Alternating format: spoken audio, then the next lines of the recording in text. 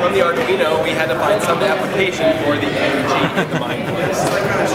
So from that, we started thinking about applications. Ideas, rules for brainstorming were really great. I don't know if Gary wants to elaborate on that. I watched a video from MIT about a specific company in California that developed a bunch of things in the 90s, and we followed their rules that they generated for brainstorming when we were trying to come up with our topic. We evaluated a whole bunch of things and tried not to be as negative as possible.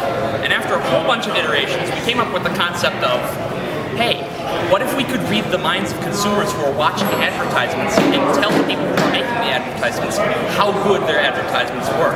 So for example, the Salesforce business model, I don't know if you know anything about it, but Salesforce tries to transform leads and put it into sales. So for example, let's say you're a customer on Amazon.com, you purchase a book, but you don't check out. Well, what'll happen is in 2 days, Amazon will send you an email, but that's really through the Salesforce software.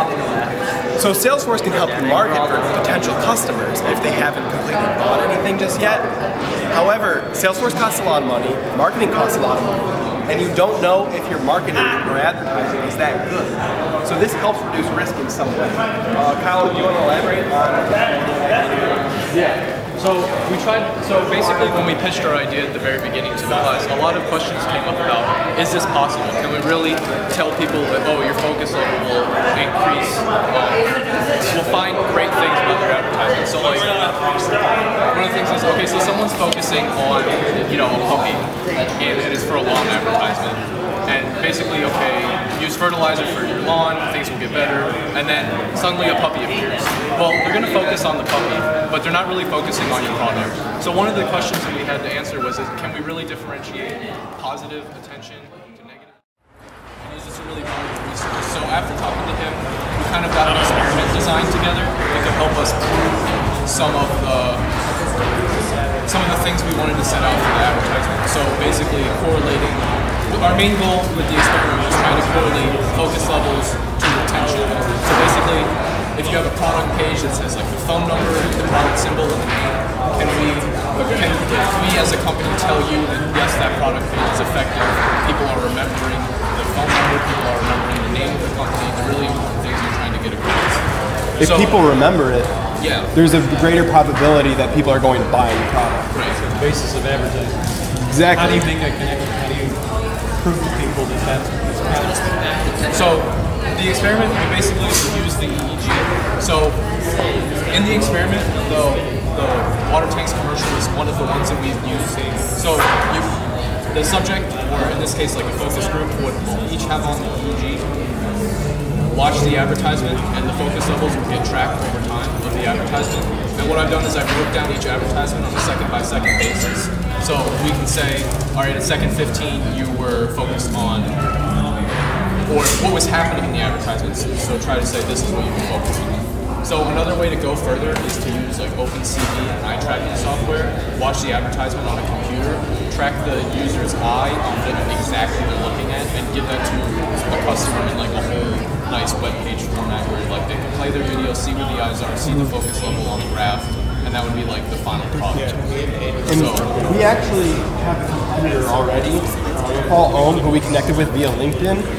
He is the CEO of Neurolytics, which is a Polish company, and his research is actually where we went through it after we came up with our idea. I don't know if you want to pass this around, but basically in their research, they're willing to bet on the validity of this type of marketing and this type of neuroscientific insight. Their company, Neurolytics, focuses a little bit more on whether marketing is positive or negative via EEG, but our Neurolytics business, per se, is more focused on can we maximize or scientifically optimize your marketing so that people retain the most. Another important point to note about the experiment that we ran is that it's not just the experiment we're going to run, but we intend to pursue this idea into the future by doing more and more experiments and studies to eventually determine whether this is going to be both a valid way of evaluating whether people are paying attention to the good and bad aspects of an advertisement, and if we're going to be a viable business model for the innovation to entrepreneurship course here. We proved, one of our first hypotheses was that you can in fact correlate attention and retention with this first experiment. But other than that, we really don't have a ton of data to back us up. But we intend to generate this data before we go public with Neurolytics. So for example, we had 4 hypotheses, and and one of the interesting ones that we actually disproved, and has actually been disproved in the past. So, and to understand this, you really have to know how focus groups work now. It's very subjective. They ask you, which advertisement did you like the best? How did you feel about it? And a lot of times when you track that data versus actual EEG data, they're completely different. The customers, or the people in the focus group, have no idea which advertisement is actually getting to them the most.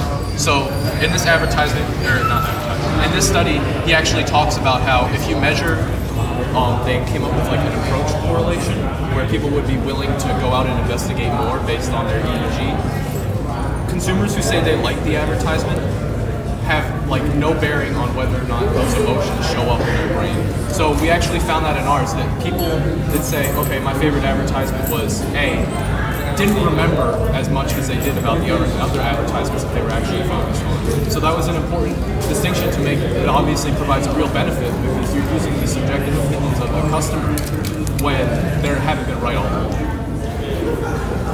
And I think that Gatica gave us a really, really good point that people in the neuroscience realm today that are doing certain things like, okay, let's control, let's say, a car or whatever with an EEG. Yeah. Anyhow, he's basically saying that people in the cutting edge of the neuroscience field today are not as successful with those types of things because there are so many factors to take into account that it's not like you can easily control that type of thing. Whereas this, your focus is what the main control is. So you just need to watch the advertisement with the EEG on in the focus group, and then you can kind of determine a little bit about it. So if anyone wants to take it for a spin, I have the video loaded. We can tell you where you're not focused or where you're focused if you have time. Darn it, I gotta be in class in a minute. Yeah. Thank you for your time. But you get the concept. I was smiling because my old product manager used to do that all the time. I was channeling Vanna White. Yeah, there you go. It isn't the sexiest business, however, it's possibly viable for actually getting at it. And that's where we want to be, on the path to money. Is it possible that you could be watching something like an ad, but your mind is someplace else? Okay. I mean, you're watching, you're looking at it. Thank you much. It is possible. Thank you. Right. So even so, when I had a few people do the study here, like just watch it. The music was going on, and like Mo was talking over there about his advertisement. Their focus levels were really close to zero. They were like 15, 30. So if you're listening to something else, if you're doing other things, it drops way down, and you can tell that that person was either not watching the advertisement, something else was going on. And so that's really important to take into consideration when doing the tests, that the room is quiet, that that's the only thing available, there's no other distractions, you know, so that you can get this accurate. I want to reiterate, it's not a cure-all. You can't just use this, but it gives you more context to understanding how your customers are actually responding to your advertisement before you spend the millions of dollars on a 30-second Super Bowl ad just to flop. So like, an interesting statistic is Samsung spent $20 billion in one day for their Oscar thing. Have you guys heard of like the selfie Ellen took with like broke Twitter? Well, that was taken with a Samsung phone. Samsung actually paid to have that done. So the point is, they spent $20 billion on one thing. So the only way they know to have, or the only way that they will know that that's effective is what is their reach? How many people watch the Oscars? How many people retweeted that? But is that really leading to Samsung sales? So obviously it was effective. Like that created news itself. I'm not questioning its effectiveness. I'm just saying, can you make $20 billion go farther? And this will help you do that. My uncle who's in marketing is like, yeah, we know what people click on, we just don't know why. This helps address that. This adds context to clicks and page views. It gives you a reason why it is that people are looking at this thing. Or if they're looking at something else and they just happen to click it by mistake. Yeah. Neurolytics adds context to marketing data. And the best part about Neurolytics is that we're not trying to replace the entire industry that already exists.